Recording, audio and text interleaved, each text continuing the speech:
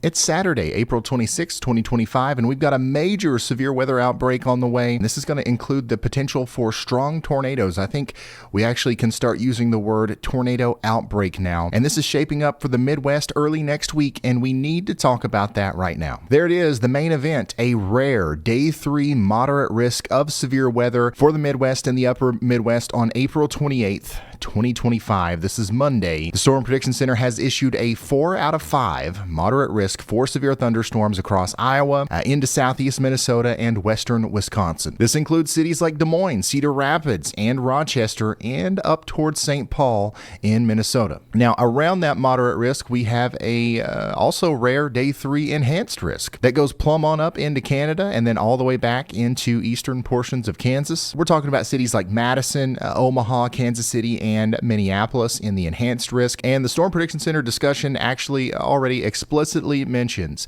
the risk of an outbreak of severe weather, including strong tornadoes, large hail, and severe wind gusts. So we've been talking about this for a while, but just to get you caught up here, if you are just now watching this video and trying to learn about what's going to happen as we go into the future here, as we track this upcoming major outbreak, the driving factor here is this dip in the jet stream or upper level trough that's building across the west coast today and tomorrow. You can see that powerful jet stream energy digging in here on the GFS model. We're talking about a 70 to 80 knot or roughly 90 mile per hour jet streak at the mid levels moving right over this region. This is going to provide incredibly strong lift in the atmosphere, and simultaneously underneath that lift on the surface, a very powerful low pressure system is going to form here and start pulling up a bunch of warm moist air from the Gulf. And we are talking about some seriously warm, moist air here. Watch these dew points as we go into the day on Monday. We're talking about close to 70-degree dew points in Iowa, 60s all the way up there into central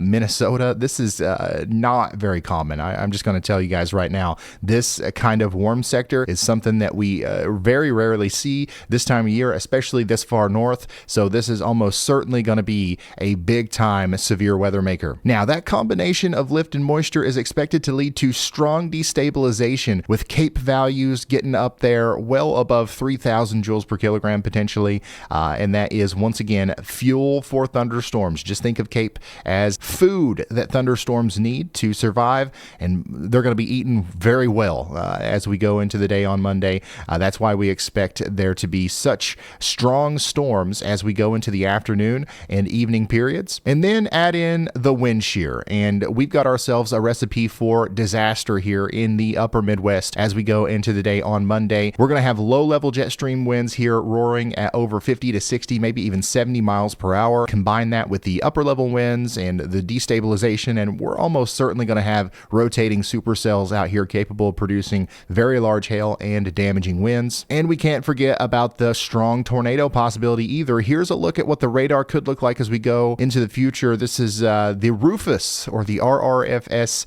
model, which has shown some skill when looking at events like this. So let's take a look at the 84-hour version here. You can see that low pressure system is going to start sparking potential very strong thunderstorms as early as 4 or 5 p.m. These will be capable of producing tornadoes up here along the Iowa-Minnesota border. That's going to turn into potentially a destructive storm that comes into the Minneapolis area. And then what we've got going on down here is the scary part. If we actually see isolated supercells, this isolated, popping up over here in this warm sector between Wisconsin and Iowa as we get into the 7 or 8 p.m. time period, like the Rufus shows, we are almost certainly going to have a tornado outbreak, and some of those tornadoes are going to be very capable of producing strong to intense tornadoes. EF2, EF3, or greater damage could be expected from those as they move off to the north and east. Now, this is not exactly what the radar is going to look like. This is experimental. This is going to change, obviously,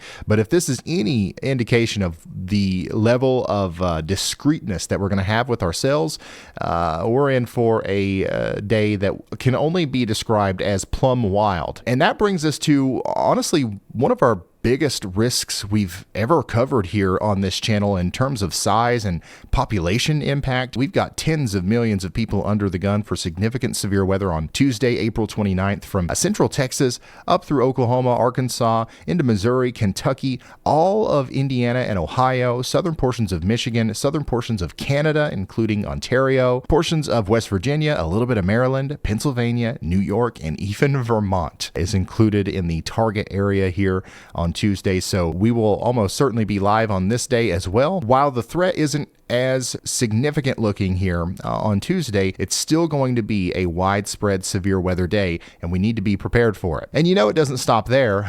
We've got a day 5 outlook, of course, for the DFW metro. Now, we don't have any simulated radar imagery just yet for the day 4, but we do have something kind of close. The European model gives us where it thinks lightning strikes might occur, and you can see that anywhere that we see clusters of potential lightning strikes, that's where we can expect severe storms to happen. And we're going to have a large area, once again, from southern Canada, maybe even into southern and southeastern portions of Quebec, getting in on some of this strong weather. And we're going to try to cover you guys as well during the live streams. We've got some radars up here. I think we even will have some storm chasers that will be in Canada. Obviously going to be focused on the strongest storms that pop up here in New York, back into Ohio. It does look like there's going to be a pretty significant area of severe weather in Texas as well. So we don't know the details just yet on the exact placement or timing of these storms, but we will have a lot more information on that tomorrow. One thing we do know is that, especially back here in Oklahoma and Texas, back in this region, the storms are not going to be in any hurry. They're not going to move very fast. We're going to have a prolonged period of increased rainfall that we have to watch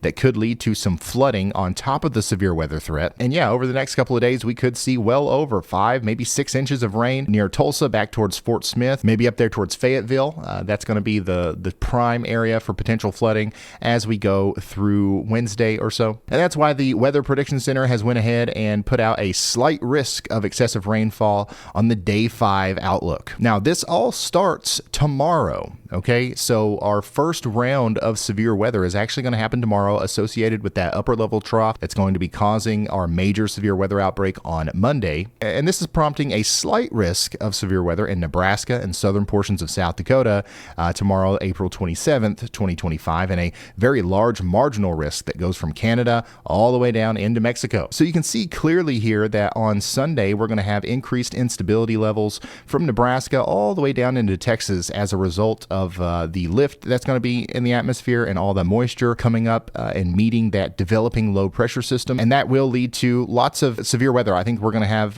potentially several severe thunderstorm warnings and possibly even a couple of tornado warnings at the same time here as we get into the evening and overnight period on Sunday into early Monday. And even before that, today, Saturday, April 26th, we're going to have some severe weather today in Texas and Oklahoma. This is happening right now. We have a bunch of severe weather warnings and I think even a tornado warning as I film this. You can see that our ongoing MCS kind of fizzles out probably by 4 p.m., but then new storms start forming here in North Texas up into southeast Oklahoma. And those will have a hail threat and a damaging wind threat of their own. Those could even move as far east as into Fort Smith by 11 p.m., but they will fizzle out before they get into Tennessee or Mississippi or Louisiana area. Now, as that low pressure system develops on the surface, as that upper level trough ejects out of the Rockies and into the plains, we're going to see a huge increase in wind gusts at the surface here in the southwest. That is going to lead to potentially some fire issues. Wildfires are going to spread very easily on Sunday, April 27th. There is an extremely critical risk right now for a lot of New Mexico on Sunday, so y'all be ready for that. And with all the severe weather coming up, I am reminded to tell you that over on shopryanhall.com, we have the Tempest weather station available right now. This is the best personal weather station that you can get for your backyard. Super easy to install. It doesn't look like a daggone toy helicopter on a stick. It is $339, but it is worth every penny. If you want your own personal weather station, if you want your own data that stores forever that you can go back and look at on your phone or computer, whatever you want to do, you can even hook this up to your smart lights or anything that's going on in your smart home. If you want to adjust the temperature on your HVAC system based on the temperature outside, if you want to turn certain electronics off, if lightning is detected, this thing can do it all. And I use it here at the Weather House. We love it. The main thing here is that if you want to support us over here at the Weather House and support our mission, go over to shopryanhall.com. We've got a lot of really cool stuff over there that we think you will enjoy,